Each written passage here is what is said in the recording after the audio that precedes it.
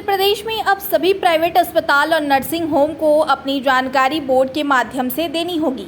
सभी प्राइवेट अस्पताल के सामने अब बोर्ड लगाना अनिवार्य होगा, जिसमें लाइसेंस नंबर, मालिक का नाम, किन बीमारियों का इलाज करते हैं और कितने बेड की संख्या है, यह सभी इंगित करना अनिवार्य होगा। इसकी जानकारी विधान परिषद की समिति ने अयोध्या में दी है। अयोध्या में विधान परिषद की खाद्य पदार्थों में मिलावट और नकली दवाओं के प्रचलन से जनजीवन की स्वास्थ्य समस्याओं पर रोकथाम के लिए समिति की मंडलीय बैठक बुधवार को सर्किट हाउस में संपन्न हुई थी।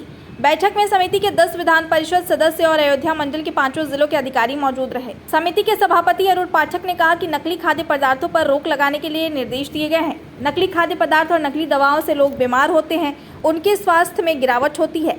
इसके अलावा सीएचसी, पीएचसी में दवाओं का वितरण ठीक से हो, उन्हीं दवाओं को डॉक्टर लिखें जो सरकार द्वारा उपलब्ध कराई जा रही है। मिड डे मील या जहां खाद्य पदार्थों का वितरण होता है, उनका एक मानक निश्चित हो।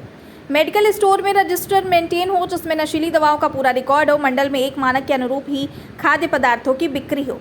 और उन्होंने क्या कुछ कहा, आप भी सुनिए। पूरे मंडल की बैठक थी और विधान परिषद की खाद्य पदार्थों में मिलावट और नकली दवा से जनजीवन में होने वाले जो प्रभाव हैं वो समिति की आज यहाँ पर बैठक थी। और पूरे मंडल में अमेठी, सुल्तानपुर, अम्बेडकर नगर, बाराबंकी, अयोध्या 5 जिलों की समीक्षा बैठक थी।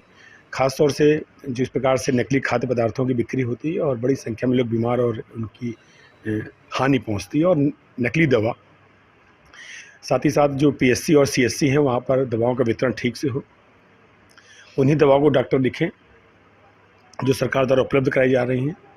और मिड डे मील या सरकारी में जहाँ पे खाद्य पदार्थों का वितरण होता है, उनका मानक एक निश्चित हो, जिससे कि गरीबों को पहुँचाई जाने वाली जो योजनाएं उसमें समुचित रूप से उनको लाभ मिल पाए। मेडिकल स्टोरों में H1 रजिस्टर हो जिसमें नशीली जो दवाइयाँ होती हैं उनके बिकने का पूरा रिकॉर्ड होना चाहिए। हमारे जो FSO हैं, जो खाद्य सुरक्षा अधिकारी, उनके द्वारा एक मानक के स्तर का ही खाद्य पदार्थ उनके क्षेत्र में बिके, इसके लिए भी प्रभावी निर्देश दिए गए हैं। जो बिना लाइसेंस के अस्पताल हैं वो न चल पाएँ, तो उसके भी निर्देश दिए गए। और आप लोगों से मेरा निवेदन है कि 1 हफ्ते बाद ऐसे सभी जो हॉस्पिटल है, नर्सिंग होम है, वहाँ पर एक बोर्ड लगाना सुनिश्चित हुआ है, जिसमें उनका लाइसेंस नंबर, मालिक का नाम, मोबाइल नंबर और किन बीमारियों के इलाज के लिए और कितनी बेडों की संख्या के लिए इस अस्पताल ने अपना लाइसेंस लिया है, वो वहाँ पर इंगित होना अनिवार्य होगा।